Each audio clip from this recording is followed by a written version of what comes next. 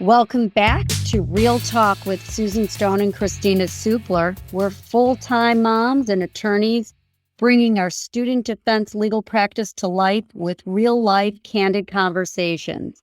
Today, we are super excited to invite our friend Hanna Stotland as our guest. Hanna has a great story. She is proud to tell you that she flunked out of high school and ended up graduating from Harvard College in undergrad and then Harvard Law. Today, she's an independent educational consultant that specializes in crisis management, and she works with families to get their students in either undergraduate colleges or universities or graduate schools after the blank hits the fan. And Kristina and I work with Hanna a lot on cases. Hanna, thank you so much for joining us today. We're thrilled to have you. Susan's just told us a bit about your life experience and your history that brought you to what you do now, which is so interesting. Expand on that a little. Tell us more about yourself and what services you provide to families in crisis. Thanks so much for having me. I'm really glad to be here. The biggest things that I do for families in crisis is help them see that there is a higher education future for them and help them achieve it. And so that involves both figuring out what steps they need to take to get into or back into the educational path that they were on, as well as helping the student to talk about whatever happened. And so that's usually where a lot of our emphasis is when I'm working together with a student, understanding how I can teach them what I did during my legal career. It is perfectly ethical and normal for lawyers to speak for their clients. It's a core function of a lawyer to speak on the client's behalf.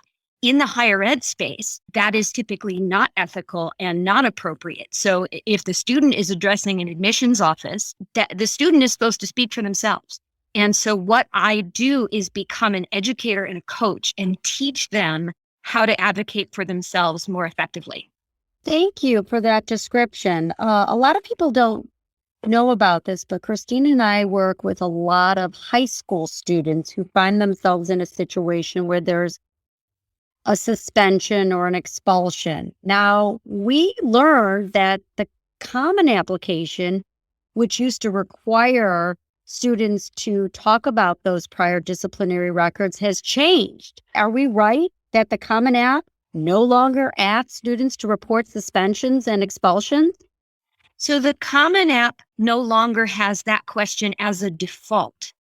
Individual universities, and there are, I think, between 700 and 900 that are available on the Common App, those individual universities can still choose to include any version of a discipline question on their required supplement. So it's very common. If you're applying to Whoville College, you have the Common App portion of the application.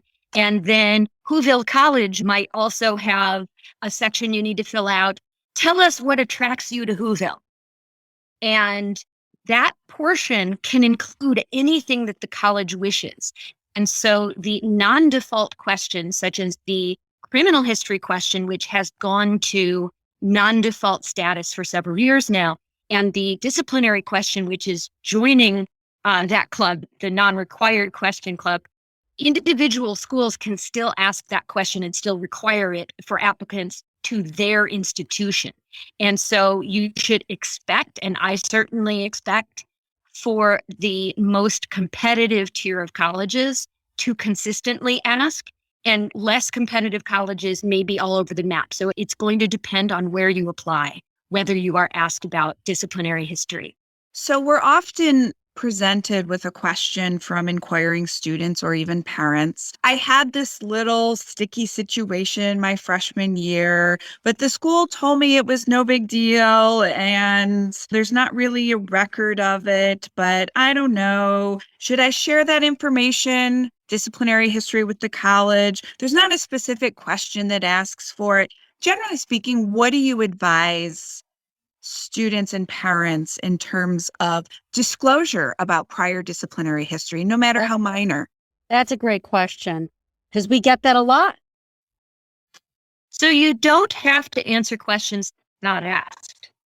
Any question that's asked, you have to answer truthfully. That being said, I have quite a number of, and a growing number of students where I think it is in their interest to talk about the disciplinary history, even if they are not asked. And there's two situations where that's particularly true. One is if on your transcript, but want that to stand by itself. It's to your advantage to provide context and, if you will, your side of the story to any college that's going to see that. Even if they don't have a question, what is your disciplinary history? The second and growing area is if there is a risk or a significant risk of third-party disclosure. So that has been what's been keeping me busy all through the pandemic.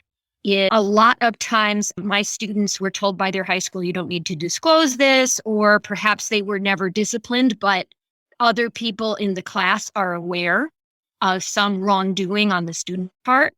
And those third parties are emailing or even tweeting at the colleges saying, did you know that your admitted student sent me this IM 3 years ago?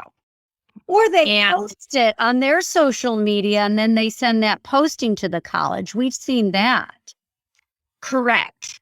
So they may either publicly or privately, but notify a college or a group of colleges about the wrongdoing or alleged wrongdoing in my student's past. You may be called to the carpet for that, even if the school didn't require you to disclose it. That doesn't mean they are bound to ignore it. So a classic example would be if you used racist language in a Snapchat to a small group of friends at some point in the past. No college that I'm aware of asks, have you ever said anything offensive in an IM before? If it is brought to their attention, they may well decide to rescind your acceptance over it. So you need to think about if there's a real risk that that's going to happen, evaluate the strategic option of disclosing it yourself up front, apologizing and putting it in context in order to minimize the harm that's going to result if that third-party disclosure takes place.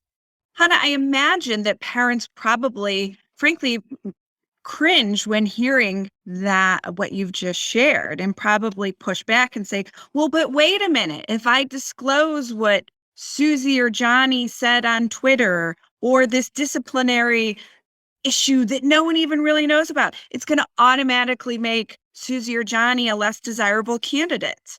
How do you respond to that? Well, you are constrained by the options that you have, right? The best situation would be for your student never to have said something like this. That would be great, but we don't live in that world. Right now, you have a choice between two options that you wouldn't pick out if you could. You have the choice of disclosing it yourself, or you have the choice where you run the risk of them hearing it from someone else. Now, if you think that risk is small, maybe you say, I'm going to live a little closer to the edge, right? This is a risk preference question. There isn't any answer about what strategy is best for all students. But if you have a student, for example, well, here's an example. If this third party is already publicizing the information all over your community, you should assume that that's going to get to the college. And so given this tough situation that you don't want to in, it might be better to bring it up yourself, where you can at least get some brownie points for honesty. I've been wondering, do college admissions teams, when they're evaluating an applicant, look up social media about a candidate? They don't do that routinely, but may do it.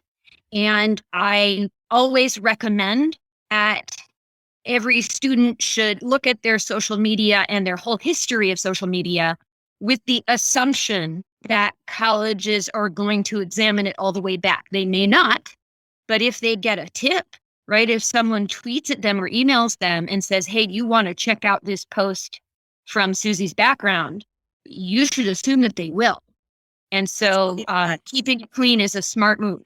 Yeah, Kristina, why don't you share with Hanna, because we've seen this problem of internet posting so much, what we had to do with our practice to deal with this problem. Yeah, so it's interesting you bring that up, Hanna, that a school isn't necessarily automatically going to look at social media.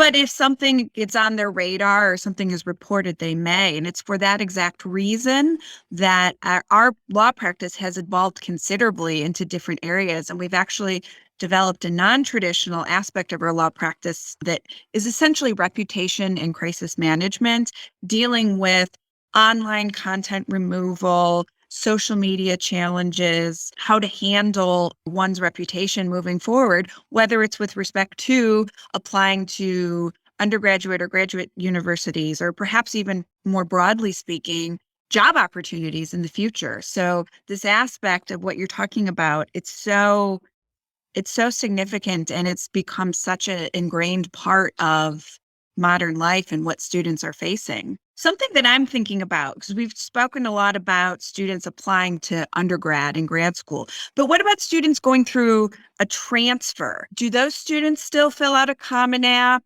What are disclosure obligations there, generally speaking, with respect to disciplinary history? So those transfer applications resemble freshman applications in many ways. Just like for freshman candidates, some universities use the common application and some do not. And just like with freshman applications, some will choose to include a disciplinary question and some will not. And your obligation of answering all the questions that are asked truthfully are the same, as are your strategic choices. Very similarly, you may feel that it's in your interest to disclose and or discuss something that's on your record or something in your past, even if you weren't required to. Hanna, I've always been under the impression, though, that transfer and transferee colleges do communicate. So if there is a serious disciplinary record, like for a Title IX, it's going to be disclosed by one institution to another. Is that your understanding? So high schools and colleges are treated the same by the law. And in all of those cases, universities and high schools can only share those details of your record with other institutions that you give them written permission to do. So if you're doing a FERPA waiver, a waiver of your right to privacy in your educational records, as per that application to that institution, and it's not a blanket waiver, they can't go talk to the press about your Title IX case because you signed a FERPA waiver to allow you to apply to Whoville State University. But as a practical matter, when you want to transfer, don't you have to execute the FERPA waiver and everything gets transferred on? Isn't that part of the process? As a practical matter, whatever the target college, the place you're applying, as a practical matter, whatever they ask for, you should give, or you should assume that you won't be further considered by that college. But not every college is going to talk about everything. Now, if you have a suspension or expulsion for Title IX, it is very likely that that's going to end up on your transcript or in what's called a statement of standing, where the target institution wants a form from your previous institution where they say, he's in good standing here, he's eligible to return, or he isn't. And very frequently that's going to come up. But there isn't any universal pattern there. There are schools that are not very selective and schools that are not terribly on the ball. Now, I can't think of a situation where I'm advising a student who has a Title IX record not to disclose that, because you don't want it coming up later. And one thing we know about Title IX is whoever is accusing you is very mad at you. And you should assume that that person is going to want to make sure that other institutions know about that history. So I can't think of a time when I would advise a student be silent about your Title IX record, but that's not always because the institutions can just talk to each other and they're necessarily going to share all of this. What about these wrongful collaboration cheating cases? We've seen a rise in that. Is that something that's really going to impair a student, has to be disclosed, plagiarism or wrongful collaboration? I'm just curious. The question is, at least the language of the Common App, and this is very common language, is have you been found responsible for an academic or disciplinary violation? If you have, and you are asked that question, you must say yes. Otherwise, you're lying on your application. And that lie on the application is likely to be a much, much more serious impediment to your future career than the underlying offense, right? So people said about Richard Nixon, it's not the crime, it's the cover-up. And But it's a question, because we opened with, you don't have to report suspensions. Whoa. Wait, we opened with what? We talked about how now the Common App no longer asks about suspensions. It doesn't as a default. Many schools will still ask. If asked, you must say yes. I thought we were talking about the situation where you are asked. Okay. So what about, I'm just in particular, cheating cases? The nature of the offense has nothing to do with your obligation to disclose. It might have to do with whether you're strategically disclosing when you are not asked, but whether it's axe murder or asking for help on a test doesn't change your ethical obligation to disclose if asked. It may influence whether you want to disclose when you are not asked.